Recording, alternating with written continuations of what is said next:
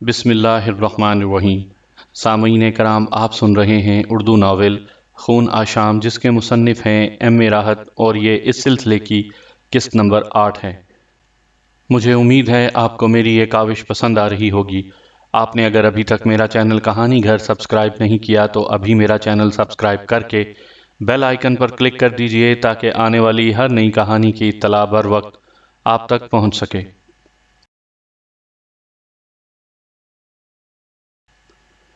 انہیں ناچ گانے میں مست رہنے دو، آؤ ہم کسی سنسان گوشے میں چلیں۔ میں مسکراتا ہوا اس کے ساتھ چل پڑا تھا۔ دیوی تھی یہ بنجاروں کی، آشیش بھگونت۔ مار کھا گئی تھی میرے ہاتھوں، اور ویسے بھی چندربھان خاموش تھا، گویا سب کچھ اس کی پسند کے مطابق ہے۔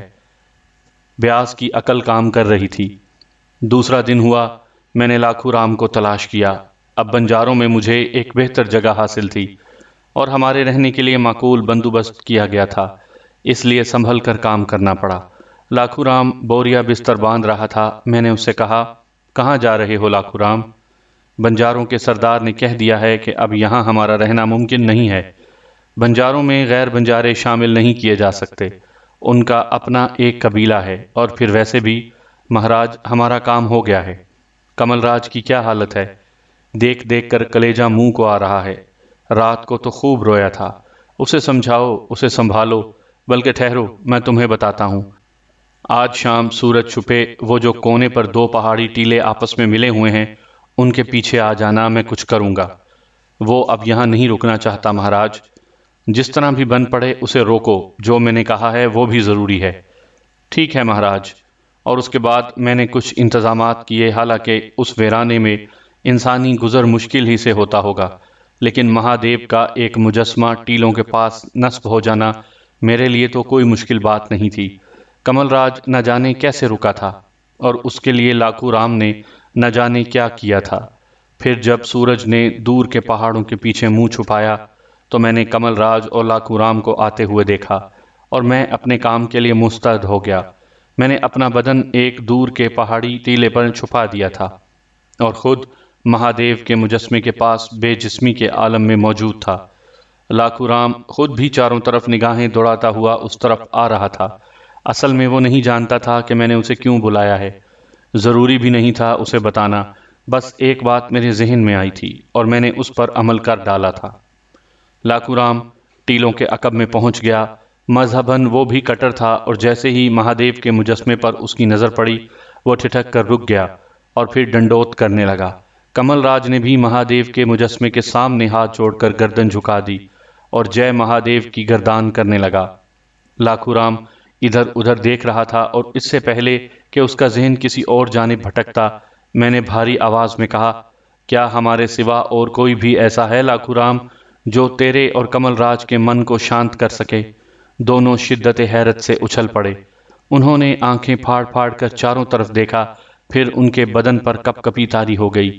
لاکھو رام تو اوندھے منہ گر پڑا اور جے مہادیو کی گردان کرتا ہوا کپ کپاتا رہا، لیکن کمل راج گھٹنوں کے بل بیٹھ گیا اور اس کی عقیدت بھری نگاہیں مجسمے پر جمی ہوئی تھیں۔ میں نے کہا، کمل راج، کیا تو اس بات پر شکر ادا نہ کرے گا کہ ہم نے تیری رکشا کی ہے، تجھے آنے والی کٹھناؤں سے بچا لیا؟ ارے باولے، تیرا تعلق ہندو دھرم سے ہے، کیا تو ایک ایسی ناگن کو اپنے جیون میں شامل کر کے اپنا دھرم بھرشٹ کرنا چاہتا تھا جس کا کوئی دھرم نہیں ہے، جو صرف ناگ رانی ہے؟ ایک ایسی ناگن جو ہزاروں سال کے بعد منش کے بھیس میں سنسار میں آ جاتی ہے، اور پھر جو روح چاہے حاصل کر کے سنسار باسیوں کو اپنے پھیر میں لے آتی ہے۔ آشیش بھگونت بنجاروں کی دیوی ہے، پرنتو اس کا تعلق ناگوں کے قبیلے سے ہے۔ تو اس کے ساتھ جیون کے کچھ سال بھی نہ بتا سکتا، تیرا شریر سوکھتا چلا جاتا اور اس کے بعد تجھے شمشان گھاٹ پہنچا دیا جاتا۔ ہم نے تیری رکشا اس لیے کی ہے کہ تیرے جیون کا مقصد کچھ اور ہے۔ تو یہ بات کیوں بھول جاتا ہے کہ تیرا بے بس پتا تیرے انتظار میں جی رہا ہے؟ تجھے اپنی راجدھانی واپس جا کر اپنے پتا کی سہایتا کرنی ہے۔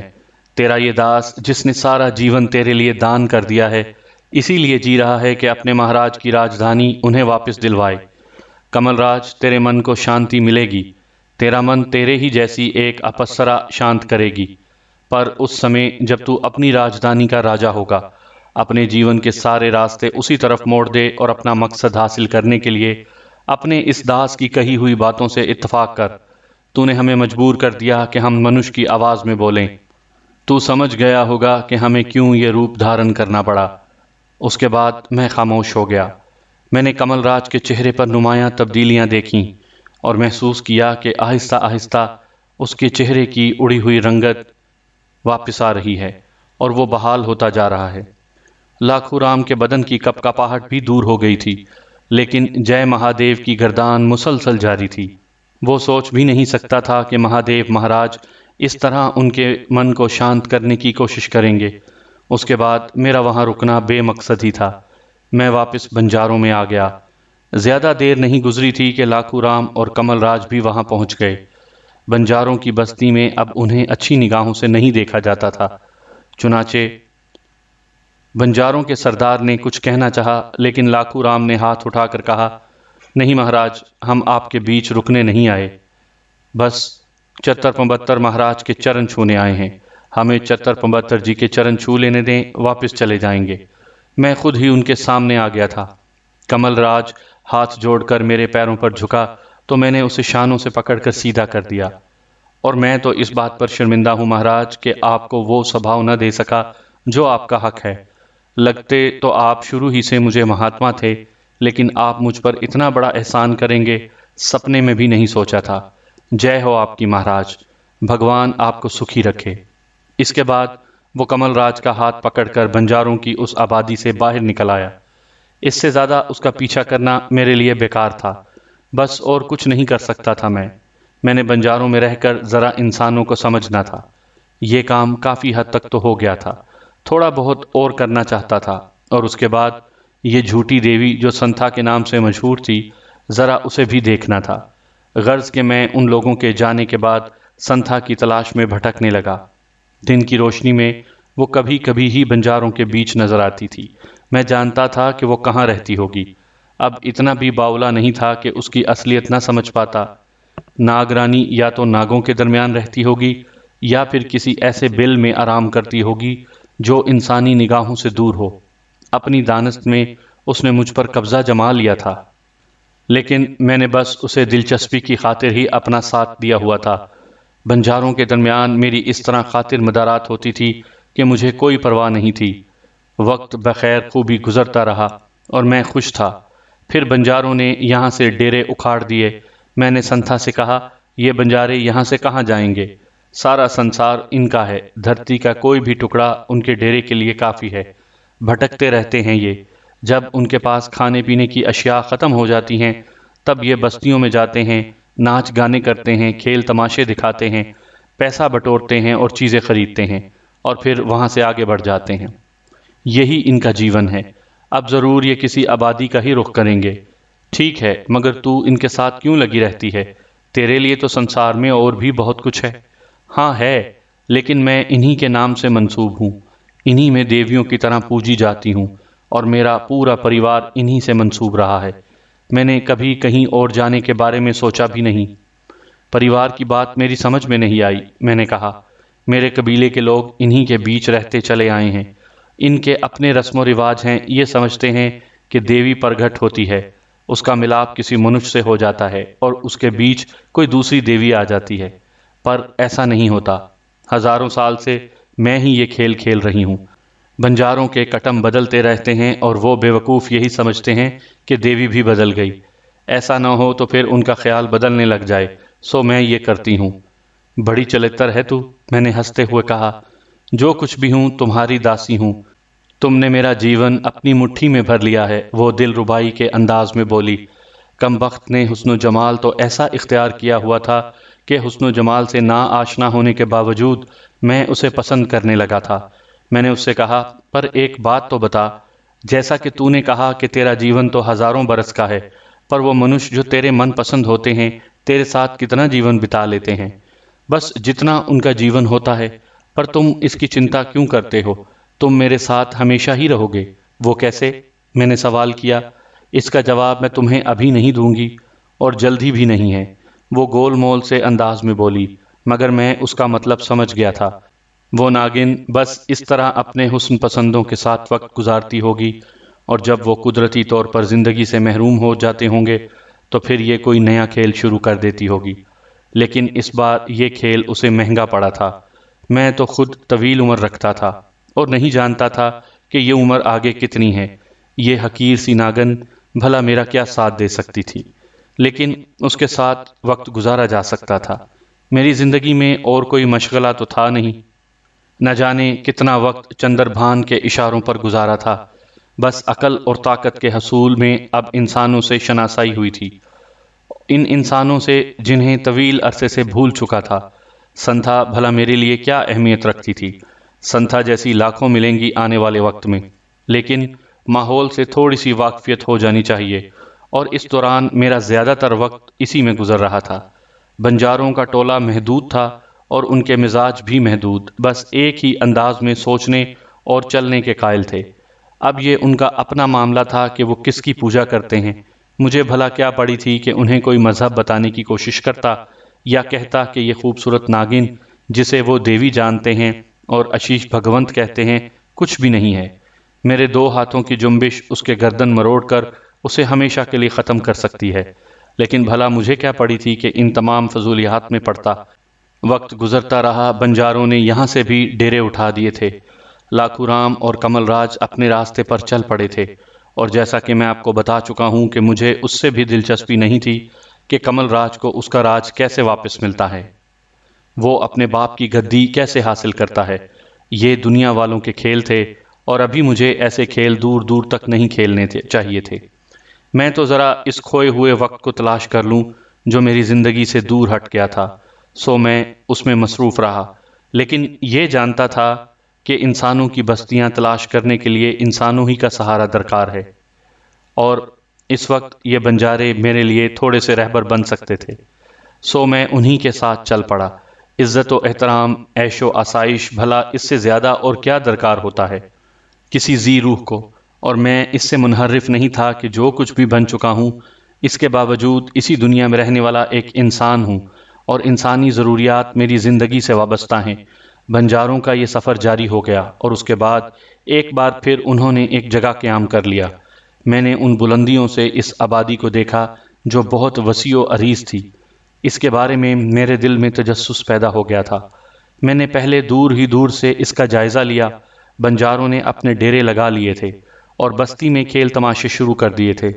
یہی ان کا ذریعہ معاش تھا، اور اسی سے وہ مستقبل کے لیے اپنی ضروریات حاصل کرتے تھے۔ سو یہی ہوتا، بنجاروں کے ڈیروں میں بوڑھے آدمی اور کچھ جوان عورتوں کی خبر گیری کرتے اور باقی طرح طرح کے کھیل تماشے دکھانے کے لیے نکل جاتے۔ کچھ بھیک مانگتے، کچھ جادو منتر کا کام دکھاتے، کچھ ایسی چیزیں فروخت کرتے جو انہوں نے جنگلوں سے حاصل کی ہوئی ہوتی تھیں۔ بانس کے ٹکڑوں سے اور گھاس پھوس سے وہ ایسے کھلونے بناتے یا سجاوٹ کی وہ اشیاء جو آبادی میں مقبول ہوا کرتی تھی، اور اس کے بعد وہ انہیں فروخت کر کے ان سے اپنی زندگی کی ضروریات حاصل کرتے تھے۔ میری بات ہی الگ تھی۔ بھلا چتر پمبتر دیوتا جو ان کے مستقبل کی رکشا کرتا ہے، ان چکروں میں تھوڑا تھوڑی ڈالا جا سکتا تھا۔ میرے لیے تو تحفے تحائف آ رہے تھے، اور میں دل ہی دل میں ہنس رہا تھا کہ یہ جو کچھ میرے لیے لا رہے ہیں، میرے ایک اشارے پر میرے قدموں میں ڈھیر ہو سکتا ہے۔ لیکن اپنی برتری کا اظہار ان معصوم بنجاروں پر کرنے سے کوئی فائدہ نہیں تھا، چنانچہ میں ان کی بھیٹ سویکار کر رہا تھا۔ پھر مجھے اس بستی کے بارے میں معلومات حاصل کرنے کی سوجی، اور میں بھی بستی کی جانب چل پڑا۔ بستی میں عام انسانوں کی طرح داخل ہوا تھا۔ بہت وسیع و عریض آبادی تھی، چاروں طرف مخصوص قسم کے گھر بنے ہوئے تھے، گلیاں، سڑکیں، بازار پر رونق تھے، ہاتھیوں پر سواریاں گزر رہی تھیں، گھوڑے سوار بھی شان و شوکت سے گلی کوچوں اور بازاروں میں سفر کرتے نظر آ رہے تھے۔ طویل عرصے کے بعد یہ منظر دیکھا تھا۔ ماضی کے مناظر تو بھول ہی گیا تھا، حالانکہ زندگی کا ایک حصہ جس میں ہوش بھی شامل تھا انہی مناظر میں گزارا تھا، لیکن اب یوں لگتا تھا جیسے کسی نئی دنیا میں آ گیا ہوں، اور اس دنیا سے کوئی واقفیت نہ ہو مجھے۔ پھر بھی دلچسپی کی خاطر معلومات حاصل کرنا تو ضروری تھا، چنانچہ میں مختلف لوگوں سے یہاں کے بارے میں معلومات حاصل کرنے لگا۔ پتہ چلا کہ یہ ریاست بیجا نگر ہے۔ اس کا جغرافیہ تو ان لوگوں کے بتانے سے کچھ سمجھ میں نہیں آیا تھا، لیکن ریاست بیجا نگر کے بارے میں خاصی تفصیلات معلوم ہو چکی تھیں۔ میں انسانوں کے اس رہن سہن میں کافی دلچسپی لے رہا تھا اور سوچ رہا تھا کہ اب مجھے بھی ان میں ضم ہو جانا چاہیے۔ اپنی زندگی کو کس طرح گزاروں میں؟ اس کا فیصلہ کرنا کوئی مشکل کام نہیں تھا، لیکن بہرحال انسانوں کے اس عظیم الشان گروہ میں میرا بھی حصہ ہونا چاہیے۔ پھر ایک بڑے چوک سے گزر رہا تھا کہ ایک شخص کو دیکھا جسے گدھے پر بٹھایا گیا تھا اور اس کا منہ کالا کر دیا گیا تھا۔ بہت سے لوگ اس گدھے کی رسیاں پکڑے ہوئے تھے۔ آگے آگے ایک شخص تاشا بجاتا جا رہا تھا اور لوگ کہکہے لگا رہے تھے۔ تاشا بجانے والا شخص تھوڑی تھوڑی دیر کے بعد رکتا اور کچھ بات کرتا اور اس کے بعد گدھے کی یہ سواری آگے بڑھ جاتی۔ اس بار جب تاشا بجانے والا رکا اور اس نے جو کہا وہ میں نے بغور سنا۔ اس نے کہا، نگر باسیو، یہ سسرا محمد شاہ بہمن کا ہرکارہ ہے۔ محمد شاہ بہمن کا سندیس لے کر مہاراجہ بیجا نگر کے پاس پہنچا تھا۔ ارے سسرا بہمن سمجھتا کیا ہے اپنے آپ کو؟ مہاراجہ بیجا نگر نے اس کے اس سندیس کو بیجا نگر کی گلیوں میں منہ کالا کر کے گھمایا ہے۔ یہ ہمارا جواب ہے بہمن کے لیے۔ سامعین کرام، آپ یہ کہانی میرے چینل کہانی گھر پر سن رہے ہیں۔ آپ نے اگر ابھی تک میرا چینل کہانی گھر سبسکرائب نہیں کیا تو ابھی میرا چینل سبسکرائب کر کے بیل آئیکن پر کلک کر دیجئے تاکہ آنے والی ہر نئی کہانی کی اطلاع بر وقت آپ تک پہنچ سکے۔ پھر وہ تاشا بجانا شروع کر دیتا۔ میں نے بغور اس گفتگو کو سنا اور مجھے اس سے خاصی دلچسپی محسوس ہوئی۔ یہ محمد شاہ بہمن کون ہے اور راجہ بیجا نگر کون ہے؟ اس کے بارے میں کچھ معلومات حاصل ہونی چاہیے۔ بہرحال واپس بنجاروں کی بستی میں آ گیا۔ ابھی یہیں سے رابطہ رکھا جا سکتا تھا۔ انسانی گروہوں میں اپنے لیے کوئی جگہ حاصل کرنے کے لیے مجھے انہی جیسا روپ دھارے رکھنا تھا، اور اب مجھے اس کے بارے میں سوچنا تھا۔ ڈیرے میں واپس آ کر آرام کرنے کے لیے لیٹ گیا۔ آج طبیعت کچھ مزمحل سی ہو رہی تھی۔ بدن پر ایک تھکن سی طاری تھی۔ اس دوران بیماری کا تو میں نے کوئی تصور بھی نہیں کیا تھا۔ ہو سکتا ہے اس بستی میں گھومتے ہوئے مجھے ایسی ہواؤں کا سامنا کرنا پڑا ہو جو انسانی صحت کے لیے بہتر نہ ہو، یا پھر یہ کہ ہو سکتا ہے کھلی آبادیوں میں زندگی کا اتنا بڑا سفر کرنے کے بعد اتنے سارے انسانوں کی سانسوں نے مجھے نقصان پہنچایا ہو۔ شام ڈھل گئی اور پھر جب تاریکیاں پھیل گئیں اور چراغ روشن ہوئے تو سنتھا میرے پاس آ گئی۔ وہی 16 سنگھار کیے، بال بال میں موتی پروئے، ہونٹوں پر مسکان، آنکھوں میں چمک، بدن میں بجلیاں، چال میں لچک، چھم چھم کرتی ہوئی میرے پاس پہنچی اور میرے ہاتھ پکڑتے ہوئے بولی، رات ہو گئی ہے مہاراج، کیا یہیں سمے بتائیں گے؟ نہیں، اٹھو، میں تمہارا انتظار کر رہا تھا، میں نے کہا اور اس کے ساتھ ڈیرے سے باہر نکل آیا۔ اس نے کہا، دور پرے ایک باغ لگا ہے، آموں کی فصل ہے، آم مہک رہے ہیں، ان کے نیچے ناگ پنکھے اپنی خوشبو بکھیرے ہوئے ہیں۔ یہ انسانوں کے ہاتھوں لگایا ہوا باغ ہے۔ وہاں ایک ایسی جگہ ہے، وہاں ہو کر آئی ہوں جہاں تم بڑی خوشی محسوس کرو گے۔ میں نے اپنے آپ کو اس کے سپرد کر دیا اور وہ مجھے ساتھ لے کر چل پڑی۔ بنجاروں نے ہمیں احترام دیا۔ قدرت کے لگائے ہوئے باغ تو بے شمار دیکھے تھے جن کی ترتیب کی ضرورت نہیں پیش آتی تھی کیونکہ وہ قدرتی ترتیب ہوا کرتی تھی، لیکن اب میں نے انسانی باغ کو دیکھا جس میں وہی ترتیب روا رکھی گئی تھی۔ یہ مہاراجہ بیجا نگر کا باغ تھا اور مہاراجہ بیجا نگر کبھی کبھی وہاں سیر کرنے کو آیا کرتا تھا۔ چنانچہ ایسی آرام گاہیں بھی بنائی گئی تھیں جہاں مہاراجہ بیجا نگر قیام کرے۔ غرض کہ مجھے وہ حسین جگہ بہت پسند آئی تھی، اور جس جگہ سنتھا مجھے لے گئی تھی وہاں صرف پتھروں کا ایک حوض بنا ہوا تھا جس کے پانی میں رنگین مچھلیاں تیر رہی تھیں۔ میں نے ان رنگ برنگی مچھلیوں کو زندگی کے معمولات میں مصروف دیکھا اور مجھے یہ بے حد پسند آئیں۔ یہ دلکش اور دلچسپ منظر تھا میرے لیے۔ غالباً انسان کی ذات میں بچپن چھپا ہوا ہوتا ہے، اور یہ بچپن ہر حسین چیز کو خوشگوار محسوس کرتا ہے۔ اس وقت میرے اندر بھی وہی کیفیت بیدار ہو گئی تھی۔ سنتھا کی قربت اس حسین منظر کو مزید حسین بنا رہی تھی۔ وہ حسب عادت مجھ پر نثار ہو رہی تھی۔ عجیب عورت تھی، لیکن عورت وہ کہاں تھی؟ کہنے لگی، کہو چتر پتمبر، میں نے غلط تو نہیں کہا تھا؟ کتنی سندر ہے یہ جگہ۔ راجہ بیجا نگر کا اپنا باغ ہے اور یہاں بڑی رنگ رلیاں ہوتی ہیں۔ حالانکہ آج پورن ماشی ہے، چاند کی 14ویں کو راجہ بیجا نگر یہاں نہیں ہے، تعجب کی بات ہے، یا تو اس سے بھی خوبصورت کوئی جگہ اس نے یہ رات بتانے کے لیے بنا رکھی ہے، یا پھر وہ ادھر آیا ہی نہیں ہے۔ اس کے لیے ان الفاظ نے اچانک ہی میرے دل میں ایک احساس جگا دیا اور مجھے ہنسی آ گئی۔ میرے اوپر جو تھکن سی سوار ہوئی تھی اس کی اصل وجہ مجھے یاد نہیں آ رہی تھی۔ اگر آج پورن ماشی ہے تو چاند کی کرنوں میں رسا ہوا سرخ خون میری ضرورت ہے۔ یہ سرخی میرے وجود میں زندگی پیدا کرتی ہے اور میرا ازمہلال اسی وجہ سے ہے۔ میں نے گردن اٹھا کر آسمان پر چمکتے چاند کو دیکھا اور اس سے معذرت کرنے لگا کہ میں نے اس کی پذیرائی کے لیے کوئی انتظام نہیں کیا۔ میں اپنی سوچوں میں گم تھا اور سنتھا باتیں کیے جا رہی تھی، لیکن اب اس کی کوئی بات میری سمجھ میں نہیں آ رہی تھی۔ میرے اندر پیدا ہونے والا ہیجان بڑھتا جا رہا تھا، ہونٹ خشک ہو گئے تھے، پورے وجود میں پیاس سی دوڑتی محسوس ہو رہی تھی۔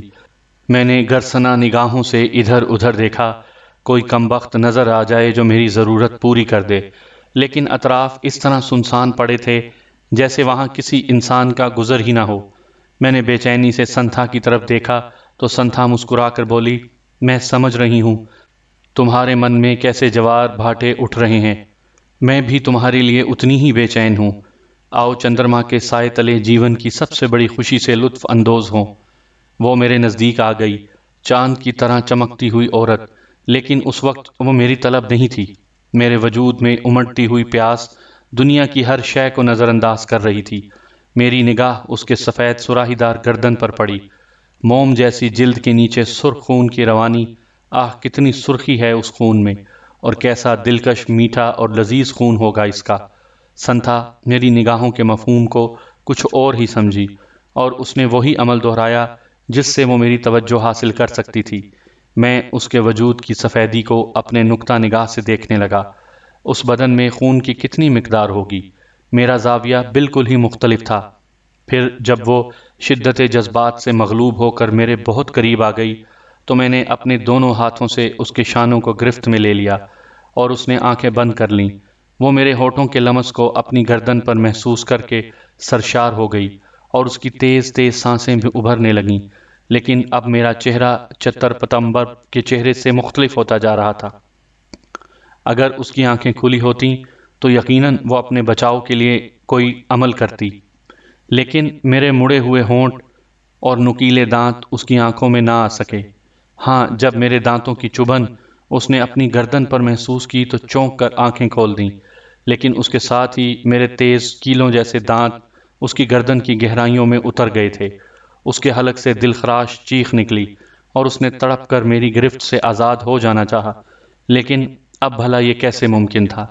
اسے اپنی جون بدلنے کے لیے بھی کوئی مخصوص ہی طریقہ کار استعمال کرنا ہوتا ہوگا، اور اسے اس کا موقع نہیں مل رہا تھا۔ اس حسین ناگن کو انسانی بھیس میں آنے کی اس سے بڑی سزا اور کوئی نہیں مل سکتی تھی۔ اس کے حلق سے خرخراہٹیں نکل رہی تھیں، وہ دانت بھینچ بھینچ کر چیخ رہی تھی، اپنے ہاتھوں کے نوکیلے ناخنوں سے میرے بدن کو جگہ جگہ سے کھرچ رہی تھی، لیکن خون کی وہ لذت جو اب میری زندگی کا سب سے اہم حصہ تھی مجھے ہر تصور سے بے نیاز کیے ہوئے تھی، اور میرے دانتوں نے اس کی گردن میں اتنا بڑا سوراخ بنا لیا تھا کہ وہاں سے میں اس کا خون چوس سکوں۔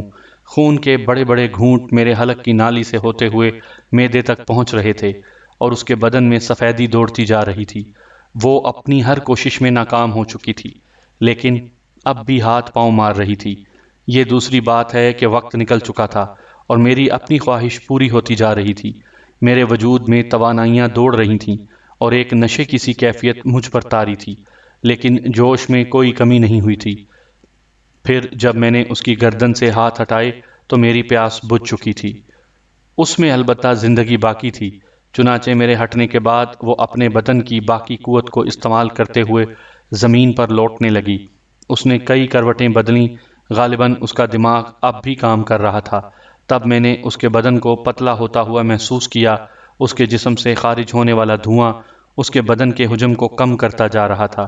میں نے اپنی آنکھوں سے وہ عجیب منظر دیکھا جو ایک انسان کو ایک سیاہ ناگن میں تبدیل کر دے۔ سنتھا ناگن بن گئی تھی۔ اس نے اپنے حواس کی آخری کوشش سے اپنے چوڑے پھن کو پھیلایا، اٹھی میری جانب لپکی، لیکن پھر ایک قدم آگے بڑھ کر نڈھال ہو گئی۔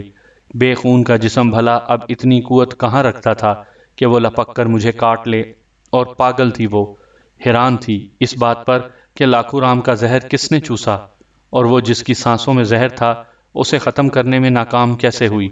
اب اگر اسے یہ پتا چل جاتا کہ وہ زہر چوسنے والا ہی اس وقت اس کے سامنے ہے تو ظاہر ہے اسے اپنی ناکامی کا احساس ہو جاتا، لیکن وقت نے اسے تمام احساسات سے بے نیاز کر دیا تھا۔ اس کا چوڑا پھن سکڑنے لگا اور پھر وہ اپنے ہی آپ میں لپٹ کر گومڑی بن گئی، جیسے شدید اذیت کا شکار ہو۔ پھر چند لمحات کے بعد چمکیلے سیاہ خوفناک ناگ کا مڑا تڑا بدن میرے سامنے پڑا ہوا تھا۔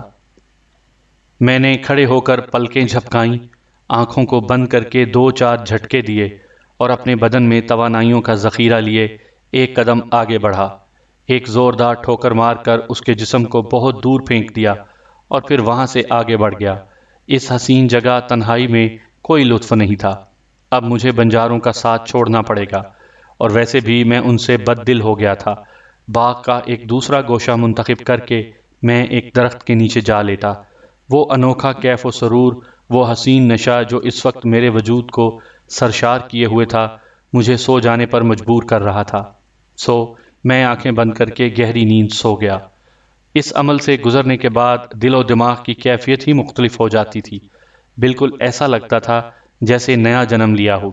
جاگا اور اس کے بعد بستی کی طرف چل پڑا۔ آبادیوں میں زندگی معمول کے مطابق تھی، لوگ اپنے اپنے معمولات میں مصروف تھے۔ ایک ایسے شخص سے واسطہ پڑا جو بہت چرب زبان تھا اور معلومات بھی رکھتا تھا۔ میرے لیے اس سے دوستی کر لینا کوئی مشکل کام نہیں تھا۔ میں اس سے باتیں کرنے لگا اور اس نے تمام تفصیلات مجھے بتائیں۔ ذکر اس گدھے سوار کا آ گیا تھا جسے میں نے پچھلے دن کالے منہ کے ساتھ آبادی کے چوک پر دیکھا تھا۔ اس نے مجھے بتایا وہ محمد شاہ بہمنی کا ایلچی تھا اور محمد شاہ کا ایک سندیس لے کر یہاں پہنچا تھا، لیکن ہمارے راجا نے اسے اپنی توہین سمجھا اور ایلچی کا کالا منہ کر کے شہر میں گھمایا۔ محمد شاہ سمجھتا ہے کہ وہ مہاراجا بیجا نگر کو بھی اپنا غلام بنا لے، لیکن یہ بات ہی مہاراجا کے لیے ذلت کا باعث ہے۔ اگر وہ تخت فیروزہ کا مالک ہے تو ہمارے مہاراجا کے پاس بھی ہیرے جواہرات کی کمی نہیں۔ تخت فیروزہ، میں نے معلومات کی غرض سے پوچھا۔ ہاں، تخت فیروزہ بہت بڑی قیمت کا ہے۔ یہ 3 گز لمبا، 2.5 گز چوڑا، آبنوس کی لکڑی کا بنا ہوا ہے، اور اس میں ہیرے جواہرات اور سونے کے تختے اس طرح لگائے گئے ہیں کہ تخت کو ایک جگہ سے دوسری جگہ لانے اور لے جانے میں دقت نہ ہو۔ ان ہیرے اور جواہرات میں ہمیشہ اضافہ کیا جاتا رہتا ہے، اور یہ روایت ہے کہ اگر اس میں یہ اضافہ نہ ہو تو پھر نحوست شروع ہو جائے گی۔ تمہیں شاید معلوم نہ ہو کہ جس سال محمد شاہ بہمنی اس تخت پر بیٹھا تھا، اس سال 40 روز تک وہاں جشن منایا جاتا رہا تھا۔ وہاں کے رہنے والوں کو اختیار دے دیا گیا تھا کہ جس کا جو دل چاہے کرے۔ 40 دن تک وہاں گانے بجانے کی محفل لگائی گئی تھی، اور اسی میں محمد شاہ نے حکم دیا کہ جب چاروں طرف میری اس حکمرانی کا سکہ چل رہا ہے تو ایک فرمان لکھ کر بیجا نگر کے راجا کے پاس روانہ کر دو۔ اس فرمان میں راجا کو ہدایت کی گئی تھی کہ 300 قوالوں کے وظیفے جاری کرے۔ یہ ہمارے راجا سے خراج مانگا گیا تھا، جسے راجا نے مسترد کر دیا۔ تو اب کیا ہوگا؟ مسلمانوں کی ہمت بہت بڑی ہوئی ہے، مگر ہمارا راجا بھی کسی سے کم نہیں ہے۔ وہ محمد شاہ بہمنی سے یقینی طور پر اس سلسلے میں بات کرے گا، اور اگر معافی نہ مانگی گئی تو پھر کچھ نہیں کہا جا سکتا کہ کیا ہوگا۔ میں نے خاموشی اختیار کی، لیکن راجا بیجا نگر کے محل کو دیکھنے کا خیال میرے دل میں جڑ پکڑ گیا۔ ذرا یہ بھی تو دیکھنا چاہیے کہ یہ راجے مہاراجے کس طرح رہتے ہیں، اور محل کے بارے میں معلومات حاصل کرنے کے بعد میں اس عظیم الشان محل کے قریب پہنچ گیا۔ یہاں سے اندر داخل ہونے کے لیے بڑے دروازے کے سوا اور کوئی دروازہ نہیں تھا، لیکن میں جانتا تھا کہ سر عام اس محل میں داخل نہیں ہوا جا سکتا، سو میں نے ایک ایسی چور جگہ دریافت کی جو محل کے اندرونی حصے میں نکلتی تھی، اور یہاں سے مجھے اندر پہنچنے میں کوئی دقت نہیں ہوئی۔ انسان اس طرح بھی اس دنیا میں رہتے ہیں، یہ میں نے پہلی بار دیکھا تھا۔ اتنا عالی شان محل تھا اور اتنی خوبصورت چیزیں یہاں موجود تھیں کہ دیکھ کر آنکھیں حیرت سے کھل جائیں۔ حسین باندیاں زرق برق لباسوں میں ادھر سے ادھر گھوم رہی تھیں۔ کچھ ایسے بھی نظر آئے جن کے بارے میں یہ فیصلہ کرنا مشکل تھا کہ مرد ہیں یا عورت۔ یہ غالباً مہاراجا بیجا نگر کا زنان خانہ تھا۔ ایک جگہ سپاہیوں کی فوج لگی ہوئی تھی جو یہاں آنے والوں کو روک رہی تھی، لیکن یہ اندرونی جگہ تھی جہاں میں موجود تھا۔ یہاں راجا کی ملکہ اور اس کی دوسری رشتہ دار خواتین رہا کرتی تھیں۔ بہرحال میں نے آج کا وقت یہیں گزارنے کا فیصلہ کیا۔ محل کے عقبی حصے میں درختوں میں جھولے پڑے ہوئے تھے، لیکن اس وقت وہاں کوئی موجود نہیں تھا۔ موسم بھی جھولے والا نہیں تھا۔ سامعین کرام، آپ یہ کہانی میرے چینل کہانی گھر پر سن رہے تھے۔ مجھے امید ہے آپ کو میری یہ کاوش پسند آ رہی ہوگی۔ آپ نے اگر ابھی تک میرا چینل کہانی گھر سبسکرائب نہیں کیا تو ابھی میرے چینل کو سبسکرائب کر کے بیل آئیکن پر کلک کر دیجئے تاکہ آنے والی ہر نئی کہانی کی اطلاع بر وقت آپ کو مل سکے۔